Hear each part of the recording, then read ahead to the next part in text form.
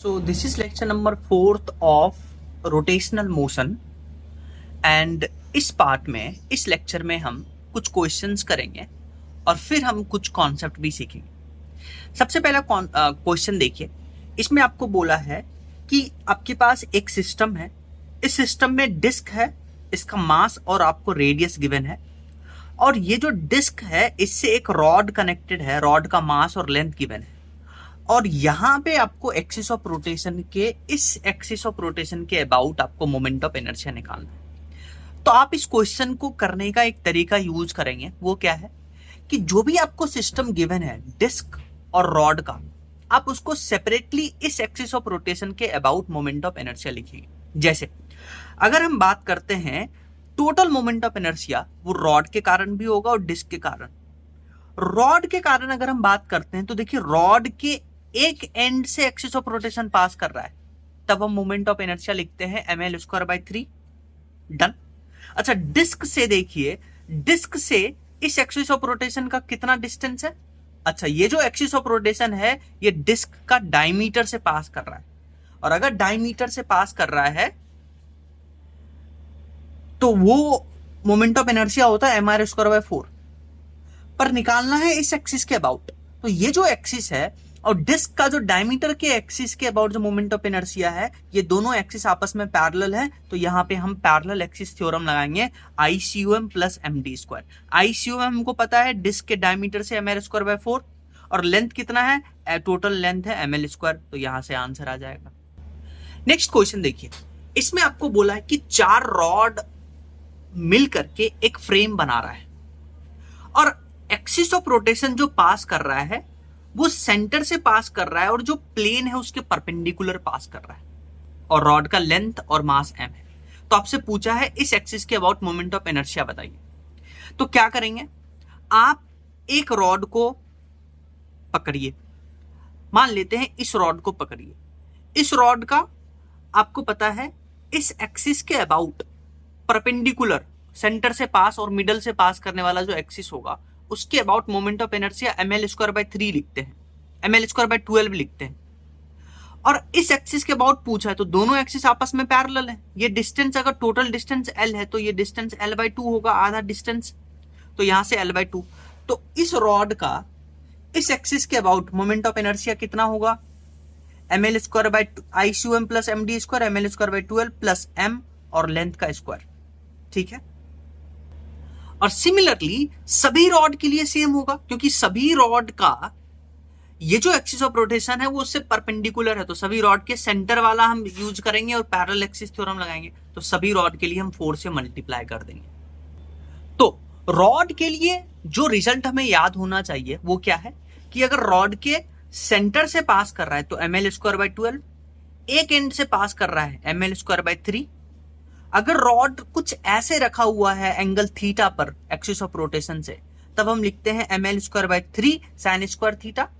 और एक नया रिजल्ट याद रखिएगा कि अगर रॉड एक्सिस ऑफ रोटेशन के पैरेलली रखा हुआ है और रॉड का हर एक पार्ट जो है वो एक्सिस ऑफ रोटेशन से x डिस्टेंस पे है, तब हम मोमेंट ऑफ इनर्शिया लिखते हैं mx²। ये आपको याद रखना है। जैसे इस क्वेश्चन को देखिए, इसमें आपको देखिए 3 रॉड गिवन है, तीनों रॉड मिलकर के एक इक्विलेटरल ट्रायंगल बना रहा है, एक्सिस ऑफ रोटेशन भी आपको दिख रहा है, इसके अबाउट आपको मोमेंट ऑफ इनर्शिया निकालना है। तो आप क्या करिए, हर एक रॉड को ब्रेक करिए। ये जो रॉड है जिसके अबाउट एक्सिस ऑफ रोटेशन पास कर रहा है उसके अबाउट मोमेंट ऑफ इनर्शिया 0 होगा क्योंकि सारा मास एक्सिस ऑफ रोटेशन पे लाई कर रहा है। फिर ये रॉड और ये रॉड एक्सिस ऑफ रोटेशन से एंगल बना रहा है, जैसे ही एंगल बनाएगा ml²/3 sin² थीटा लगाएंगे। इसके लिए भी ml²/3 sin² थीटा, थीटा की जगह पे 60, इसके लिए भी ml²/3 sin² थीटा की जगह पे 60, दोनों को ऐड करिएगा, आपके पास आंसर आएगा। नेक्स्ट एक कॉन्सेप्ट सीखिए। क्या है कॉन्सेप्ट, ध्यान से सुनिए। मान लेते हैं आपके पास एक एक्सटेंडेड ऑब्जेक्ट है और ये उसका सेंटर ऑफ मास है, तो सेंटर ऑफ मास के अबाउट उसके प्लेन के परपेंडिकुलर वाला एक्सिस है, उसके about moment of inertia ICUM होगा। और फिर हम 2 एक्सिस और मांगते हैं, ये एक्सिस और ये एक्सिस। अच्छा, अब देखिए अगर इस एक्सिस के अबाउट हमें मोमेंट ऑफ इनर्शिया निकालना है इसके रेस्पेक्ट में, तो हम पैरेलल एक्सिस थ्योरम लगाएंगे ICUM + MD²। अब आप क्लियरली देख सकते हैं कि जो मोमेंट ऑफ इनर्शिया होगा सेंटर ऑफ मास से पास करने वाला वो सबसे मिनिमम होगा। सो सबसे लिस्ट मोमेंट ऑफ इनर्शिया वो सेंटर ऑफ मास से पास करने वाला होगा, क्योंकि जैसे जैसे आप डिस्टेंस बढ़ाइएगा सेंटर ऑफ मास से, डिस्टेंस बढ़ाइएगा, आईसीओ में वो वैल्यू ऐड होगा तो मोमेंट ऑफ इनर्शिया बढ़ेगा। यानी सेंटर ऑफ मास से जिस एक्सिस का डिस्टेंस ज्यादा उसका मोमेंट ऑफ इनर्शिया ज्यादा, यानी कि आईसीओएम से जितना दूर उतना ज्यादा मोमेंट ऑफ इनर्शिया होगा। तो अगर आपसे ऑर्डर पूछे तो देखिए ये एक्सिस आईसीओएम के पास है, ये एक्सिस आईसीओएम से दूर है, तो सबसे ज्यादा I2 फिर I1 और सबसे लिस्ट होता है सेंटर ऑफ मास के अबाउट मोमेंट ऑफ इनर्शिया, तो ये आपके पास ऑर्डर आ जाएगा। नेक्स्ट क्वेश्चन देखिए, इसी में नेक्स्ट क्वेश्चन आपको बोला है कि कॉन्सेप्ट ही देखिए, आपको एक्सिस ऑफ रोटेशन दिख रहा होगा और यहां जो मास रखा हुआ है वो अलग अलग कॉन्फ़िगरेशन में रखा है, मास दोनों का सेम है। अब आप देखिए एक्सिस ऑफ रोटेशन से जितना दूर जाइएगा उतना मोमेंट ऑफ इनर्शिया बढ़ेगा। यहां देखिए जितना भी मास है कॉन्सेंट्रेटेड वो एक्सिस ऑफ रोटेशन के पास है, और यहां मेजोरिटी में जो मास है वो एक्सिस ऑफ रोटेशन से दूर है। तो एक्सिस ऑफ रोटेशन से मास दूर होगा, मोमेंट ऑफ इनर्शिया ज्यादा होगा। तो अगर हमें I1 और I2 को कंपेयर करना होगा तो I2 will be greater than I1। क्यों? क्योंकि ज्यादातर मास जो है वो एक्सिस ऑफ रोटेशन से दूर है, इसीलिए उसका मोमेंट ऑफ इनर्शिया ज्यादा होगा। नेक्स्ट इसी में एक क्वेश्चन टाइप ऑफ कॉन्सेप्ट है, आपको बोलेगा कि एक डिस्क जो है वो आयरन और रॉड से बना हुआ है, एक्सिस ऑफ रोटेशन आपको दिख रहा होगा। पहले डिस्क में आयरन जो है वो सेंटर में है, वुड पेरीफेरी में है, और दूसरे कॉन्फ़िगरेशन में वुड सेंटर में है और आयरन पेरीफेरी में है। तो आपको पता है वुड और आयरन को अगर हम कंपेयर करें तो density of iron is greater than density of would. Density मतलब मास की बात करते हैं, है ना, कितना मास एक्यूमुलेटेड है किसी बॉडी में, उसका डेंसिटी रिप्रेजेंट करता है। अब आप क्लियरली देख सकते हैं कि इन दोनों एक्सिस ऑफ रोटेशन की बात करें तो आयरन जो है जिसका मास डेंसिटी ज्यादा है वो एक्सिस ऑफ रोटेशन से दूर है, और डेंसिटी मतलब मास एक्यूमुलेटेड इन एन ऑब्जेक्ट। तो हम ऐसा बोल सकते हैं कि इस कॉन्फ़िगरेशन में जो मास है वो एक्सिस ऑफ रोटेशन से दूर है, और जितना दूर होगा उसका मोमेंट ऑफ इनर्शिया ज्यादा होगा। तो अगर इसको कंपेयर करना होगा तो I2 will be greater than I1। Next हम एक कॉन्सेप्ट पढ़ेंगे that is radius of gyration, जिसको हम K से डिनोट करते हैं। रेडियस ऑफ गायरेशन को समझने के लिए ध्यान से सुनिए। मान लेते हैं आपके पास एक एक्सटेंडेड ऑब्जेक्ट है जिसका मास m है, और इस एक्सटेंडेड ऑब्जेक्ट का इस एक्सिस के about moment of inertia I है। अब हम क्या करते हैं, इस पूरे एक्सटेंडेड ऑब्जेक्ट के जगह पे हम एक पॉइंट मास कंसीडर करते हैं, और इस पॉइंट मास का मास वही होगा जो इस पूरे बॉडी का मास होगा। और अब इसी एक्सिस ऑफ रोटेशन से उसका जो डिस्टेंस है वो हम K मान रहे हैं। तो इन दोनों केस का मोमेंट ऑफ इनर्शिया बराबर होना चाहिए। इस पॉइंट मास के इस एक्सिस के अबाउट मोमेंट ऑफ इनर्शिया क्या होता है, mr² होता है, तो डिस्टेंस हम r लिए तो mk²। Same moment of inertia इसके बराबर, तो दोनों इक्वेट करेंगे, तो यहां जो K है that is radius of gyration. तो करना कुछ नहीं है, अगर आपको रेडियस ऑफ गायरेशन पूछे, ठीक है, तो आप क्या करिएगा, उस एक्सटेंडेड ऑब्जेक्ट का मोमेंट ऑफ इनर्शिया निकालिएगा अबाउट एनी एक्सिस जो आपको क्वेश्चन में देगा, उसको mk² के बराबर कर दीजिएगा।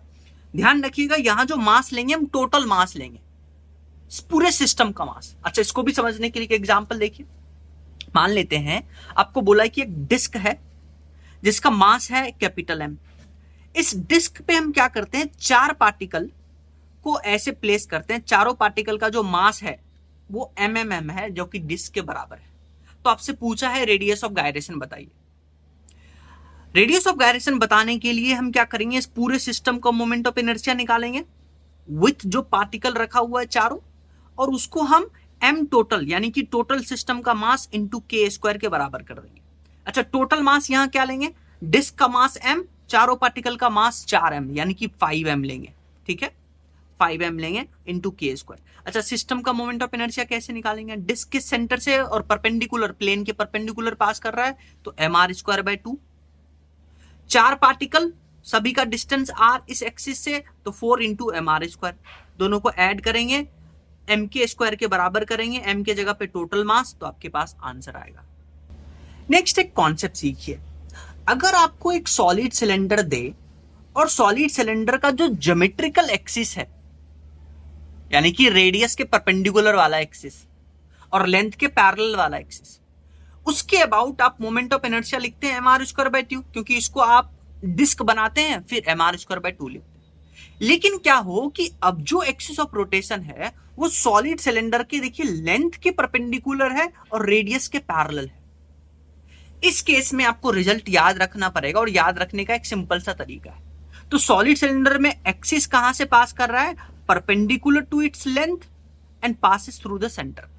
तो इसके रिजल्ट को याद करने का तरीका सीखिए। आप क्या करिए, पहले इसको इधर से पिचका दीजिए, तो आपको पता है ये रॉड बनेगा, और जैसे ही रॉड बनेगा रॉड के सेंटर से ml²/12। फिर आप इसको इधर से चिपकाइए, तो इधर से चिपकाइएगा तो आपको डिस्क बनता हुआ दिखेगा, और डिस्क का डायमीटर है तो वो mr²/4। तो ये रिजल्ट आपको याद रखना पड़ेगा कि अगर सॉलिड सिलेंडर का लेंथ के परपेंडिकुलर वाला और सेंटर से पास करने वाला एक्सिस है, उसका मोमेंट ऑफ इनर्शिया इतना लिखते हैं। नेक्स्ट एक क्वेश्चन देखिए, आपको बोला एक प्लेट है जिसका लेंथ L है और मास M गिवन है, और इस एक्सिस से आपको मोमेंट ऑफ इनर्शिया निकालना है। तो इसको करने का तरीका क्या है? ऐसे क्वेश्चन को करने का तरीका क्या है कि हम इसका एक भाई मानेंगे, ऐसे इमेजिन करेंगे इसका एक भाई है। अब आपको देखिए ये जो एक प्लेट नजर आ रहा होगा, और प्लेट के सेंटर से, उसके डायमीटर से पास कर रहा है, मतलब उसके डायगोनल से पास कर रहा है, तो उसका मोमेंट ऑफ इनर्शिया, आप ओल्ड कॉन्सेप्ट है ये, पीछे पढ़ के आए, वो लिखते थे ml²/12। तो अब आप क्या करिए, ml²/12 आपको रटा हुआ है। अब इसका मास m है, तो एक और इमेजिन किए तो मास कितना लेंगे? 2m लेंगे। तो यहां मास रखेंगे 2m, L²/12, और आधे का पूछा है तो हम हाफ से मल्टीप्लाई कर देंगे, तो आधे का जो मोमेंट ऑफ इनर्शिया आ जाएगा वो ml²/12 आ जाएगा। देखिए, जब भी आपको मोमेंट ऑफ इनर्शिया पूछेगा किसी भी एक्सटेंडेड ऑब्जेक्ट का, तो वो जो है वो इंटायरली आपके लैंग्वेज पे डिपेंड करता है। जैसे आपको बोल दे लैंग्वेज में, आपको बना के नहीं दे, आपको फिगर नहीं दे, आपको बोले कि moment of inertia about an axis passing through centre and perpendicular to the plane, अगर ऐसा लैंग्वेज आए तो आप क्या सोचिएगा कि एक एक्सटेंडेड ऑब्जेक्ट है, ये उसका प्लेन है, उसके परपेंडिकुलर एक्सिस उसके सेंटर से पास कर रहा है। तो ये तो रिजल्ट हमें पता है, अगर रिंग है तो mr², डिस्क है तो mr²/2। तो ऐसा लैंग्वेज आपको पता होना चाहिए। अगर लैंग्वेज आपको दिखे कि moment of inertia about an axis which is tangent and lies in the plane, तो देखिए ये डिस्क है या रिंग है, ये उसका प्लेन, उसके प्लेन में ही और टेंजेंट में है। तो आपको पता है अगर ये रिंग है तो उसके डायमीटर से पास करने वाला mr²/2 होता है। इसके अबाउट निकालना है तो पैरेलल एक्सिस थ्योरम लगाएंगे, तो ये आपको आना चाहिए। फिर आपसे बोला कि अब आपको निकालना है moment of inertia about diameter, तो ये याद करके आए हम।